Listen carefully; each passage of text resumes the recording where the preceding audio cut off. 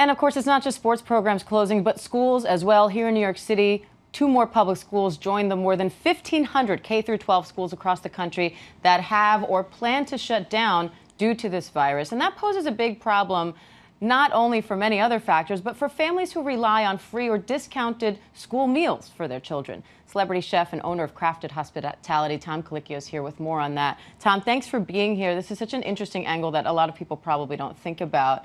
But I find it interesting that you were scheduled to speak at South by Southwest about universal access to school lunches. The event gets canceled because of this virus, but this virus seems to have made this issue even more important. Right, yeah, that panel discussion with Food Court was really about just the quality of lunches and sort of looking at how do you get more nourishment into school lunches. This is a whole different issue. Currently, there are 30 million children that use our public school lunch system. 22 million are on free or reduced lunch. So these kids, if we continue to see this disease continue to spread, and schools are closed down, families that rely on their kids getting breakfast and lunch at these programs are not going to be able to feed their children. And we know that good nutrition is also part of staying healthy, and we need our kids as healthy as possible to fend this off. And so how do you do that? Well, right now in the SNAP program, there is no mechanism to increase the amount of benefits that you receive. There's disaster relief and disaster aid, which loosens restrictions so more people can receive SNAP, but there's currently no mechanism to actually increase the amount of dollars. The dollars needed to offset breakfast and lunch. And so there's a bill right now as part of the Democrats' House bill that actually provides nutrition in this case and increases SNAP benefits. Just before I came on air, I read that Senator McConnell, Leader McConnell, said he will not take this bill up. He's going on vacation. He's going on recess. And so I think right now, this is where we need leadership.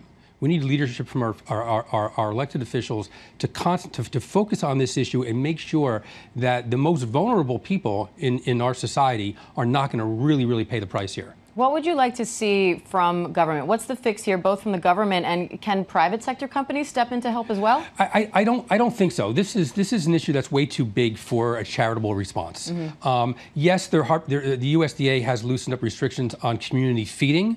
That's great, but until the outbreak is so great that, number one, volunteers won't be able to go there. Plus, we're trying to avoid keeping people in areas where there's a lot of people. And so these community feeding centers where there could be thousands of people, it's not the best way to go about this. People need money so they can go shopping, and they need money in their accounts so they can actually get ahead of this. They can stock their shelves and get ready for what's about to come. And what's your advice for families who are dealing with this, families who have food security concerns? Is there anything they can do right now or people around them that might want to help? What's your advice to them? I think my advice right now, and this is going to sound, kind of trite, but call your representative right now, tell him to pass this bill, get on the phone to Leader McConnell and tell him not to go on vacation. I mean, this is where citizens need to stand up and demand that their government respond and react.